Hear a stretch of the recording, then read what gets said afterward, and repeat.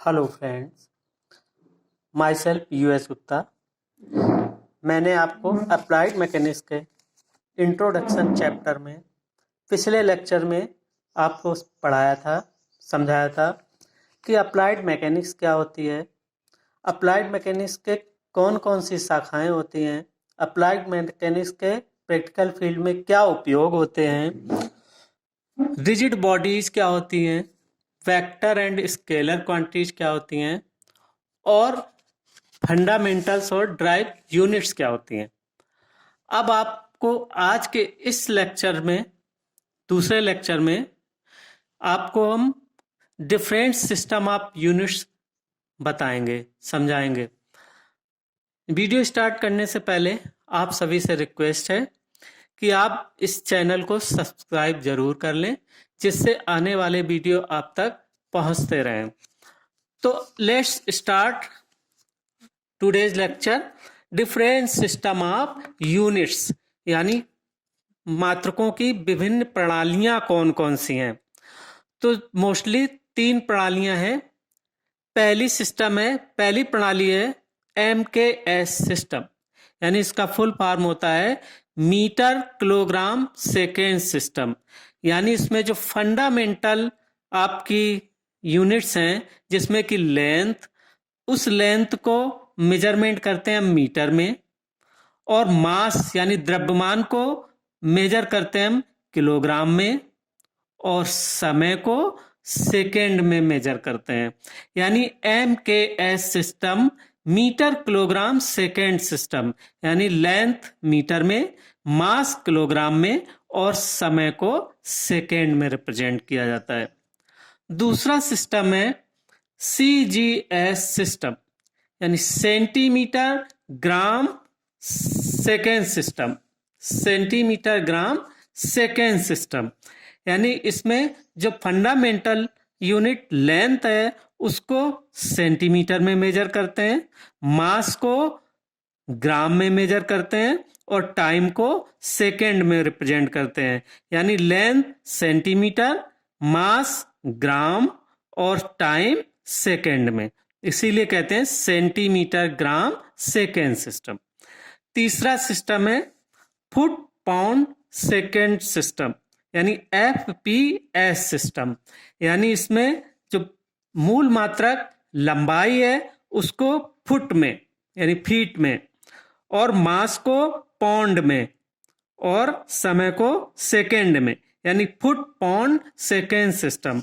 Length feet में, मास pound में और समय सेकेंड में। ठीक, क्लियर। तो ये अब इन तीनों में हम कोई भी फिजिकल क्वांटिटी है, इन हम 3 में व्यक्त कर सकते हैं।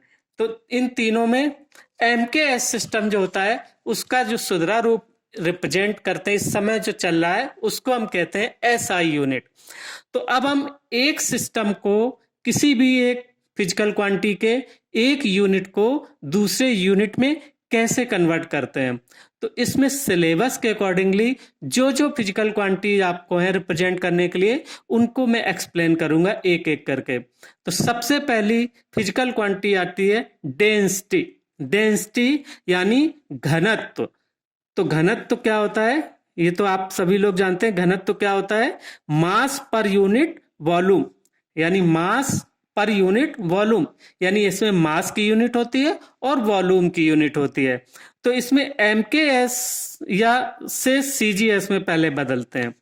तो MKS में मास की इकाई क्या होती है, किलोग्राम, और वॉल्यूम की इकाई क्या होती है, वॉल्यूम हम जानते हैं कि लंबाई इंटू चौड़ाई इंटू ऊंचाई, यानी 3 लेंथ का मल्टीप्लिकेशन होता है, यानी मीटर क्यूब। तो घनत्व की इकाई MKS या SI सिस्टम में क्या होती है, kg पर मीटर क्यूब, यानी किलोग्राम पर मीटर क्यूब। अब इसको हमें बदलना है CGS। CGS में क्या होता है, सेंटीमीटर ग्राम सेकेंड। तो अब CGS में बदलना है तो 1 kg equal to how much, 1000 gram, और 1 मीटर इक्वल टू कितना होता है, 100 सेंटीमीटर। तो unit of density in CGS, तो CGS में डेंसिटी की यूनिट क्या होगी, किलोग्राम की जगह रख दिया ग्राम यानी 1000 अपॉन मीटर की जगह रख दिया सेंटीमीटर इन 100 और उसका क्यूब किया। तो इसको सॉल्व करने के बाद कितना आया 10⁻³ ग्राम पर सेंटीमीटर क्यूब। यानी डेंसिटी की इकाई MKS से CGS में बदलने पर 1 kg पर मीटर क्यूब इक्वल टू 10⁻³ ग्राम पर सेंटीमीटर क्यूब। अब इसी तरीके से MKS से FPS यानी मीटर किलोग्राम सेकेंड से फुट पाउंड सेकेंड में बदलना। तो 1 kg पर मीटर क्यूब इक्वल टू, अब 1 kg बराबर कितने पाउंड होता है 2.2 पाउंड और 1 मीटर इक्वल टू 3.3 फुट।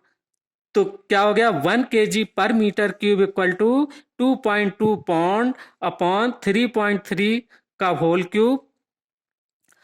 तो कितना कैलकुलेशन करने पर क्या होगा कि 1 kg पर metre cube equal to 0.202 pound पर फुट क्यूब।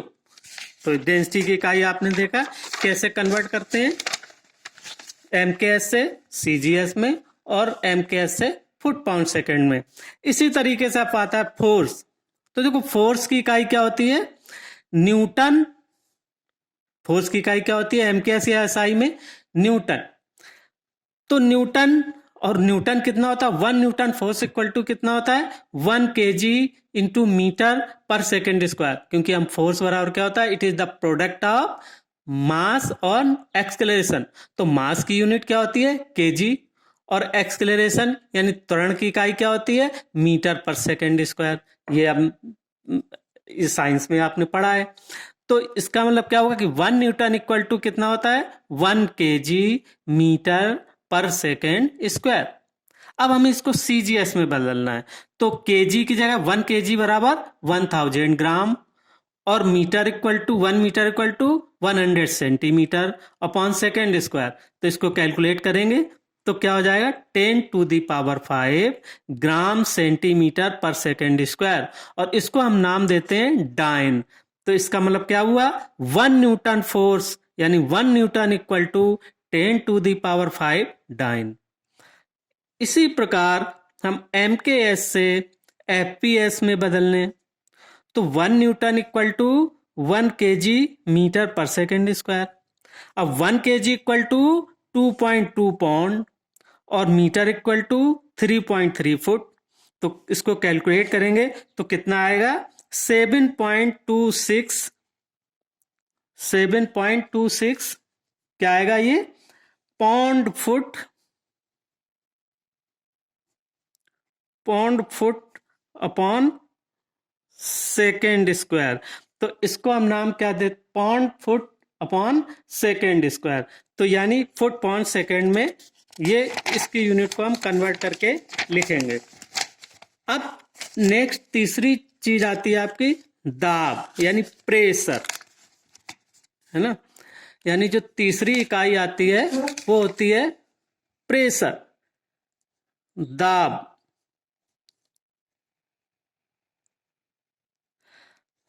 दाब क्या होता है यूनिट एरिया पर लगने वाले फोर्स यानी यूनिट एरिया पर लगने वाले फोर्स।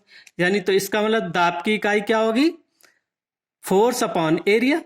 क्योंकि हम जानते हैं कि प्रेशर यानी अब हमें इसको किस में बदलना है MKS से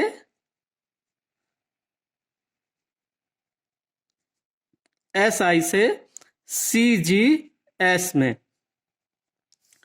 यानी MKS से CGS में बदलें। तो कैसे बदलेंगे तो देखो भाई फोर्स बराबर क्या दाब प्रेशर इक्वल टू क्या होता है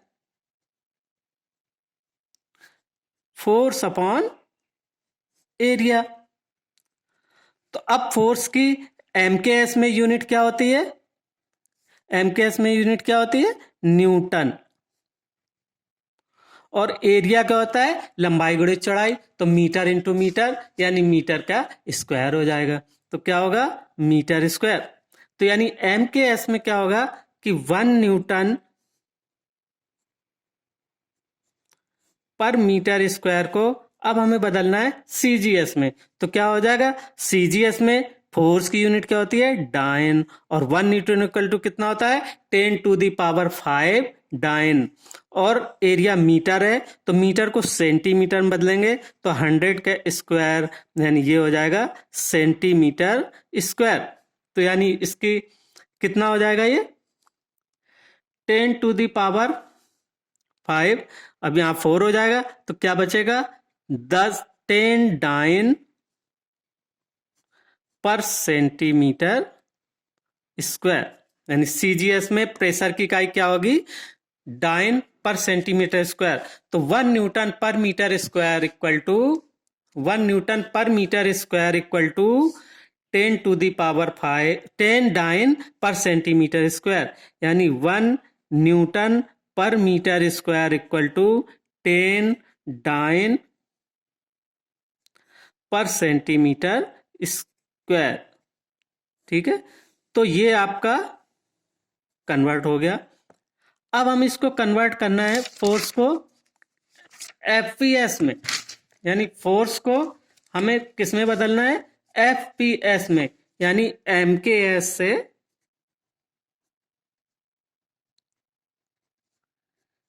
एफपीएस में, यानी एमकेएस से एफपीएस में बदलना है। तो क्या होगा? एफपीएस में कैसे बदलेंगे कि यानी 1 न्यूटन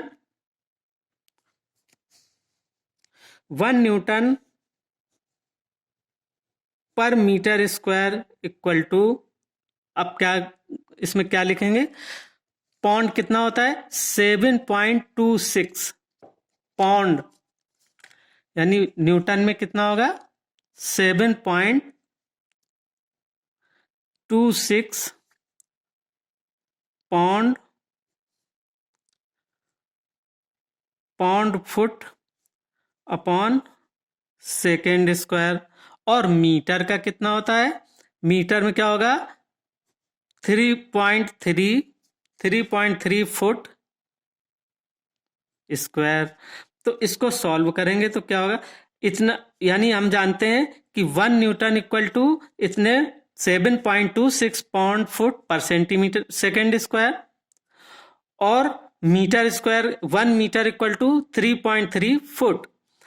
तो मीटर स्क्वायर की जगह क्या रख दिया? 3.3 फुट का स्क्वायर। तो जब हम इसको कैलकुलेट करेंगे तो क्या आएगा? 0.67 पाउंड अपॉन फुट सेकेंड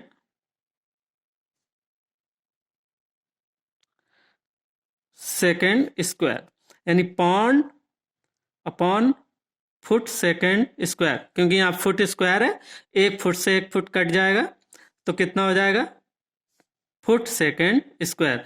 तो यानी एफपीएस प्रणाली में क्या हुआ कि 1 न्यूटन पर metre square equal to 0.6 pound upon foot second square. तो यानी ये इसमें कन्वर्ट हो गया। तो ये आपका फोर्स का बदलना हो गया। अब आता है आपका पावर, यानी शक्ति।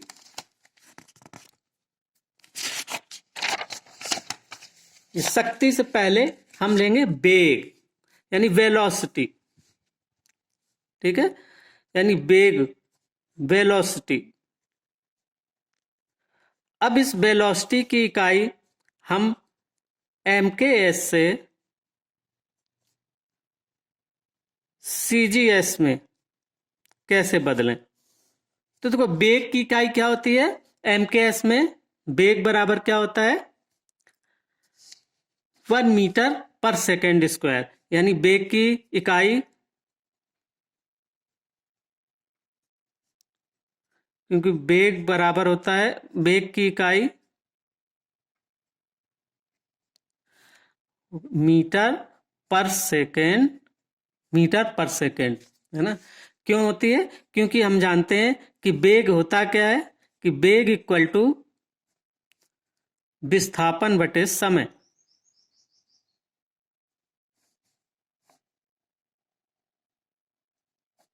जब वेग विस्थापन बटे समय, तो विस्थापन की इकाई क्या होती है? एक डिस्टेंस है। तो एमकेएस में विस्थापन की इकाई क्या होती है? मीटर, और समय की सेकंड, तो मीटर पर सेकंड। तो अब हमें इसको बदलना है सीजीएस में। तो 1 मीटर पर सेकंड इक्वल टू क्या होगा? 100 सेंटीमीटर पर सेकंड। तो यानी वेग की इकाई क्या हो जाएगी? 100। तो यानी 1 मीटर पर सेकेंड इक्वल टू 100 सेंटीमीटर पर सेकेंड। ठीक है। इसी प्रकार से अगर एफपीएस में बदलना है तो कितनी हो जाएगी? एफपीएस में वेग की इकाई कितनी हो जाएगी?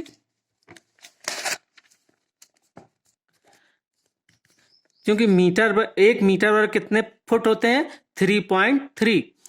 तो यानी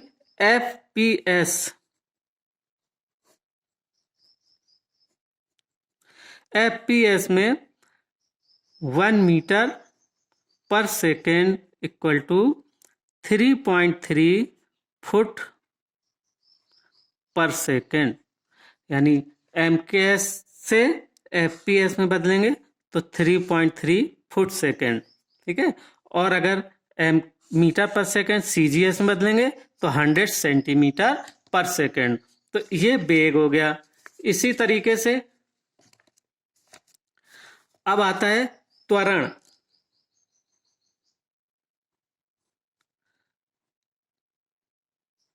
एक्सीलरेशन।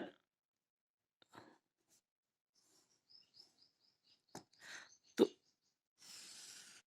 त्वरण बराबर क्या होता है? त्वरण बराबर क्या होता है?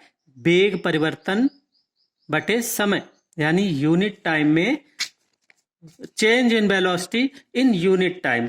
इकाई समय में वेग परिवर्तन को हम त्वरण कहते हैं। तो वेग इकाई समय में, तो त्वरण की क्या होगी? मीटर पर सेकेंड स्क्वायर। यानी एक्सेलरेशन इक्वल टू वेग परिवर्तन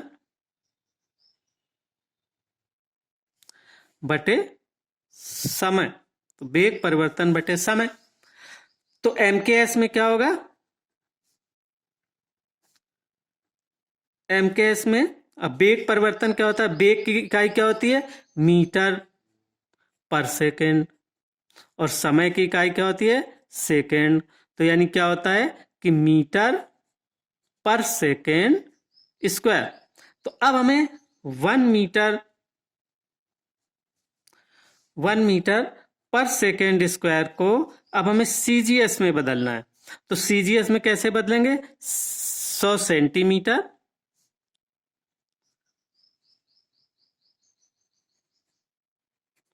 और सेकेंड की सेकेंड स्क्वायर सेम होती है। तो इसका मतलब क्या हुआ कि 1 मीटर पर second square equal to 100 centimetre पर सेकेंड स्क्वायर। यानी त्वरण को का एमकेएस से सीजीएस में। तो एमकेएस से सीजीएस। अब एमकेएस से एफपीएस में क्या होगा?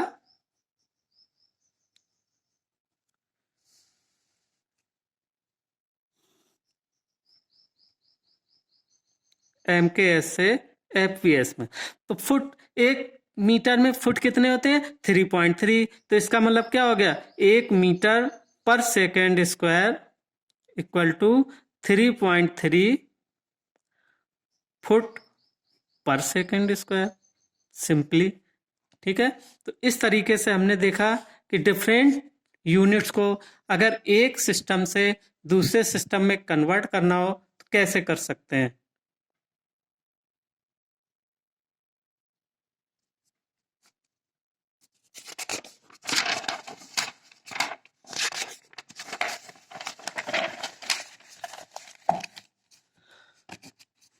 तो इस प्रकार से अब आपको मैंने इतनी सारी यूनिट्स जो है, मान लो एक यूनिट और है, उसको हम कहते हैं पावर।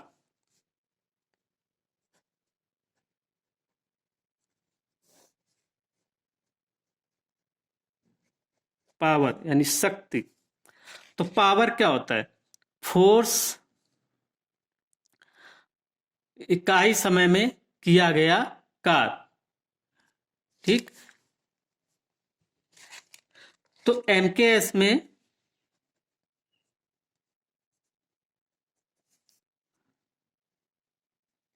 एमकेएस से सीजीएस बदलना है।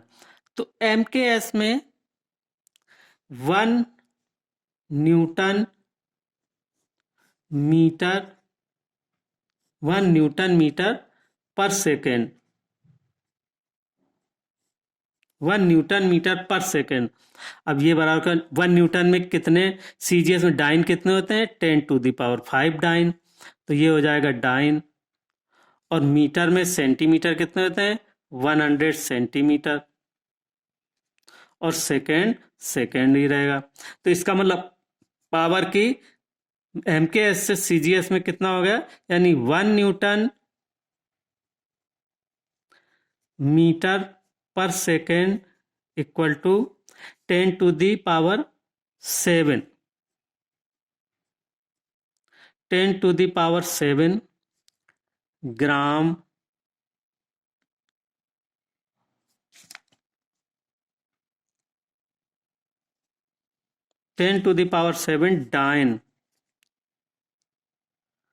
डाइन सेंटीमीटर पर सेकेंड। ठीक, डाइन सेंटीमीटर पर सेकेंड। और फिर आप इसको ग्राम सेंटीमीटर स्क्वायर पर सेकेंड में भी बदल सकते हैं। यानी इसको हम ये भी लिख सकते हैं कि 10⁷ ग्राम centimetre square upon second square. ठीक। तो इस प्रकार से हमने सभी यूनिट को दूसरे यूनिट में कन्वर्ट कैसे करते हैं ये देखा। तो इस इंट्रोडक्शन में आपके कोई न्यूमेरिकल प्रॉब्लम नहीं है, सिर्फ थ्योरी प्रॉब्लम है। तो ओवरऑल जो हमने इसमें पढ़ते हैं, जिस इंट्रोडक्शन में जो आपका समरी है वो है what is applied mechanics, applied mechanics का व्यवहारिक उपयोग, अप्लाइड मैकेनिक्स की शाखाएं कौन कौन सी हैं, और रिजिड बॉडी किसे कहते हैं, वेक्टर एंड स्केलर क्वांटिटी क्या होती हैं, different fundamental and derived unit क्या होती है, और सिस्टम ऑफ यूनिट क्या है, और एक सिस्टम को दूसरे सिस्टम में कन्वर्ट कैसे करते हैं। तो यहीं पर हम इस वीडियो को, इस लेक्चर को खत्म करते हैं। फिर हम अगले वीडियो में second chapter laws of forces को डिस्कस करेंगे। Thank you.